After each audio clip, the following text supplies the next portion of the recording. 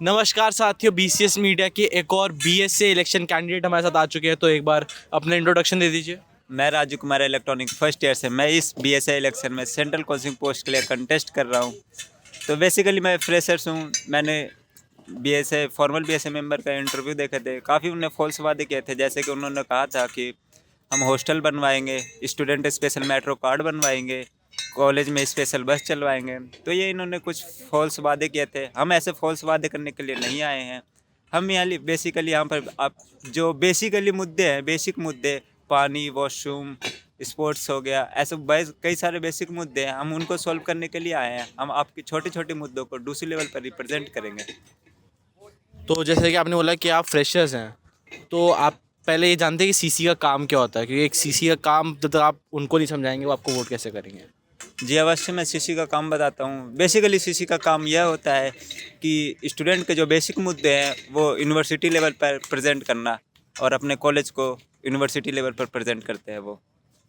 तो जैसे आपने बोला कि आप फ्रेशर्स हैं, तो आप मतलब आप क्या किस टेक्निक से, क्या आप आपकी अप्रोच क्या है कि आप एज अ सीसी बन जाएंगे तो आप क्या करेंगे या रिप्रेजेंट कैसे करेंगे कॉलेज को? कि आपको आए हुए इतना टाइम नहीं हुआ, आपका इतना एक्सपीरियंस नहीं है, तो आप पहले उस चीज़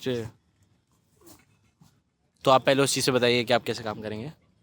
अगर मैं इस सीसी का पोस्ट जीतता हूँ तो मैं बेसिकली स्टूडेंट को जो बेसिक मुद्दे हैं, पानी हो गया, वॉशरूम हो गया, गर्ल्स के भी वॉशरूम ख़राब हैं, ये सारे जो पहले बेसिक मुद्दे हैं, ये हम सोचेंगे पहले इनको हम बेसिक मुद्दों को दूसरे लेवल पर प्रेजेंट करके इनको जल्दी से जल्दी ठीक करवाने की पहले इनको कोशिश करेंगे।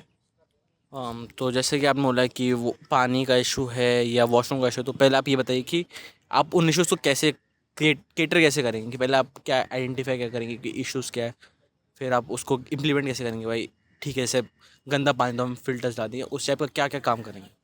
जैसे कि पानी का हो गया, तो हमारे कॉलेज में वाटर कूलर तो हैं, पर वो डायरेक्ट टंकी से पानी आते हैं, उनमें कोई फिल्ट्रेशन नहीं होती है।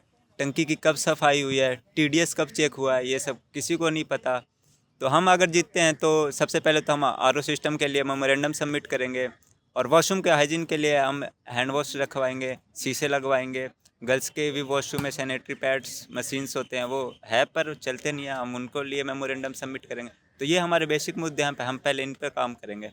तो जैसे कि आपने बोला कि आप मेमोरेंडम सबमिट करेंगे, अब एज ए एक्सपीरियंस, मेरे को कॉलेज में 2 साल का एक्सपीरियंस हो जाएगा, पिछले साल बीएससी इलेक्शन हुए थे, तो ये मेमोरेंडम शब्द है ना, हमने बहुत सुना है। ठीक है कि चाहे वो कोई भी बीएससी की जो कमेटी थी, वो या जो उस टाइम पे ऑपोजिशन में थे, उन्होंने भी कहा कि हमने मेमोरेंडम दिए हैं, बट जितना मेरा पर्सनल एक्सपीरियंस है, दोनों ही एंड से काम नहीं हुए हैं। तो क्या मेमोरेंडम देना ही काम है, या फिर उस मेमोरेंडम सबमिट करने के बाद उसको आप देखेंगे कि कितने जल्दी वो इम्प्लीमेंट हो रहा है? नहीं, सिर्फ मेमोरेंडम देना काम नहीं है। पहले स्टेप होता है मेमोरेंडम देना, उसके बाद अगर काम नहीं होता है तो हम प्रोटेस्ट भी करवाएंगे। उसके बाद भी काम नहीं होता, यूनिवर्सिटी लेवल पर हम सारे स्टूडेंट को लेके जाएंगे, प्रोटेस्ट करेंगे। उसके बाद आप काम देखिएगा।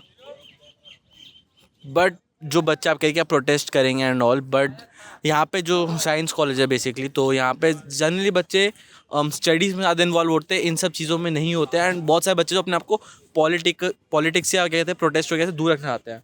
तो आप उन स्टूडेंट्स को कैसे इन्वॉल्व करेंगे कि भाई नहीं, आपका ही इशू है, तो आप इसको कैसे कैटर करेंगे? नियम उन स्टूडेंट कैसे करेंगे, आपके बेसिक मुद्दे हैं ये सब, पानी, वॉशरूम, एक मूलभूत भारतीय। हम ड्यू के यूनिवर्सिटी में आए, ड्यू के यूनिवर्सिटी में हम बहुत ज़्यादा एक्सपेक्ट करते हैं, पर हम आके देख रहे हैं कि यहाँ तो बेसिक मुद्दे नहीं है। वॉशरूम ठीक नहीं है, पानी ठीक नहीं है, मेडिकल रूम नहीं है, स्टेशनरी नहीं है। हमारे स्कूलों में स्टेशनरी होते हैं पर यहाँ पर स्टेशनरी नहीं है। तो हम इन बेसिक मुद्दों को स्टूडेंट को समझाएं कि ये आपके बेसिक मुद्दे हैं, इनके लिए आप आवाज़ उठाएं। तो स्टूडेंट भी काफ़ी, साइंस कॉलेज स्टूडेंट समझदार होते हैं, वो अपने हक के लिए आवाज़ ज़रूर उठाएंगे। तो जैसे आपने सीसी के लिए आप खड़े हो रहे हैं, तो जैसे इससे पहले जो सीसी थे या कोई भी उसमें जिसने कंटेस्ट किया, कभी आपने उनसे बात की है, कोई गाइडेंस ली है, या आपने उनसे कभी ओवरव्यू लिया कि कैसे काम होता है? चाहे वो आपकी आइडियोलॉजी के नहीं है, आपके सेम यूनियन के नहीं है, बट क्या आपने कभी उनसे इंटरेक्शन की है इस चीज़ को लेके? बेसिकली मैं इंटरेक्शन करना चाहता था, पर वो जो पिछले सीसी थे वो कॉलेज में आते ही नहीं है। इलेक्शन जीतने के बाद वो मुझे बहुत ही कम कॉलेज में दिखे, बल्कि दिखते नहीं है। एक दो अभी इलेक्शन है तो अभी दिख रहे हैं। इलेक्शन के बाद ये जितने भी अपोजिशन के हैं बीएसए मेंबर, वो बहुत कम ही कॉलेज दिखते हैं। हमारा कॉलेज में हमारे सीनियर्स के देख लीजिए, हमारे जो यूनियन है उनके अटेंडेंस 90% से अबव है। मैं 1 महीना कॉलेज हो चुका हूँ, 1 महीने में मेरी अटेंडेंस एक भी क्लास मिस नहीं है इलेक्शन के बावजूद भी। तो ये तो हो गई बात, जैसे आप कह रहे हैं क्यों कॉलेज नहीं आता है, तो इसकी क्या गारंटी कि अगर आप सीसी बन जाते हो तो आप बाद में कॉलेज आएँ? उस चीज़ की आपको अश्योरिटी दे सकते हैं?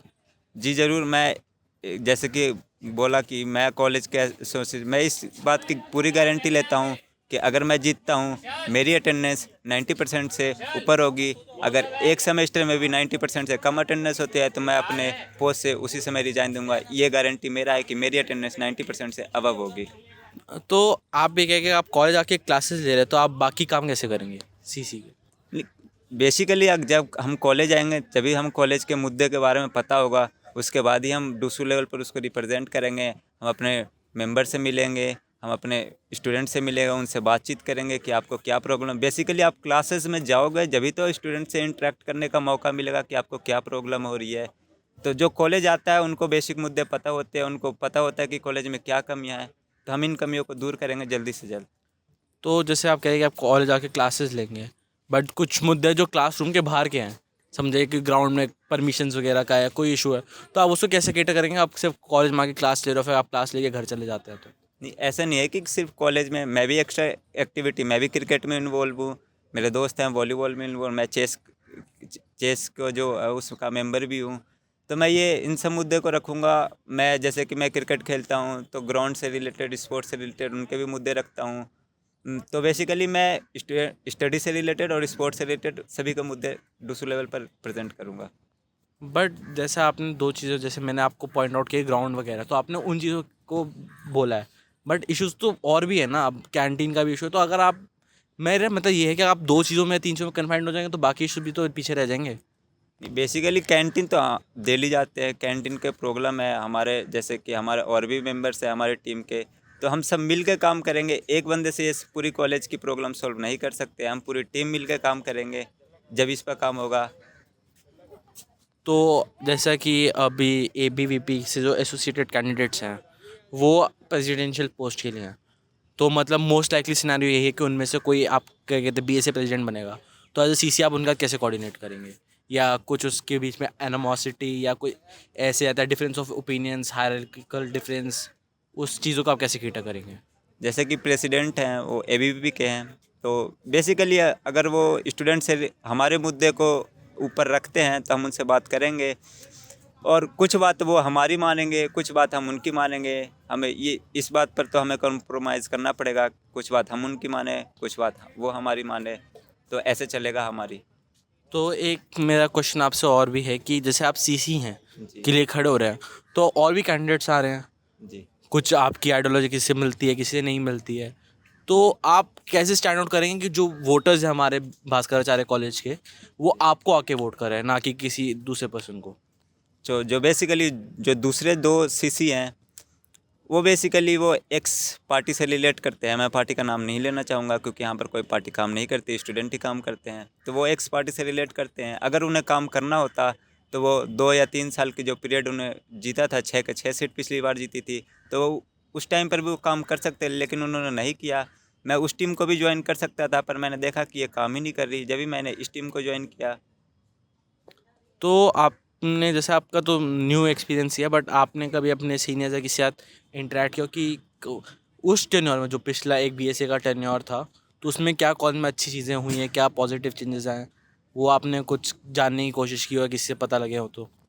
नहीं, पॉजिटिव चेंज तो उन्होंने कुछ नहीं किया। बेसिकली जो कॉलेज लेवल पर जो काम करवाते हैं, जैसे सीसीटीवी हमारे प्रिंसिपल सर ने लगवाए हैं, जो फेस्ट करवाए थे वो इसी वाले ने फंड लाए थे, उन्होंने स्पॉन्सरशिप लाए थे। बस वो क्रेडिट लेने के लिए आ जाते हैं, उन्होंने काम कुछ नहीं करवाया था, बस उन्हें क्रेडिट चाहिए था, और उन्होंने क्रेडिट के लिए कल डिबेट में भी उन्होंने ये सब किया।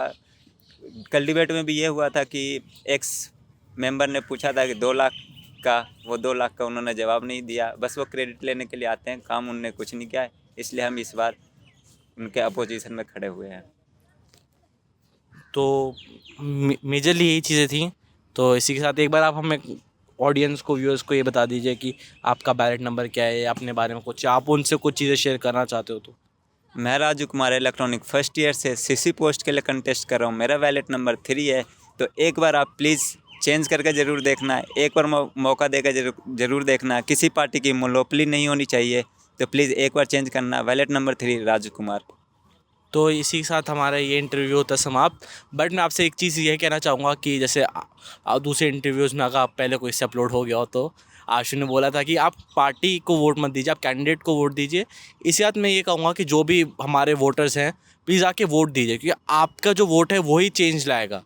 ये तभी, अगर आपको लगता है ये सही कैंडिडेट है तो आप तभी इसको वोट देंगे, तभी कुछ जाके कर पाएगा। अगर आप आएंगे नहीं, इसकी वजह कोई और जीता है जो आपकी पसंद का नहीं है कैंडिडेट या आपकी आइडियोलॉजी से मैच नहीं करता, तो फिर वो चेंज आपके लिए नहीं आएगा। तो प्लीज़ मेरा रिक्वेस्ट यही है, बीसीएस मीडिया की रिक्वेस्ट यही है कि आप आइए, आप वोट दीजिए और आप देखिए कि जो काम हुआ है वो कितना हुआ है, क्या नहीं हुआ। नेक्स्ट ईयर जो भी होगा आप उस हिसाब से पॉजिटिव चेंज कर सकते हैं। तो थैंक यू।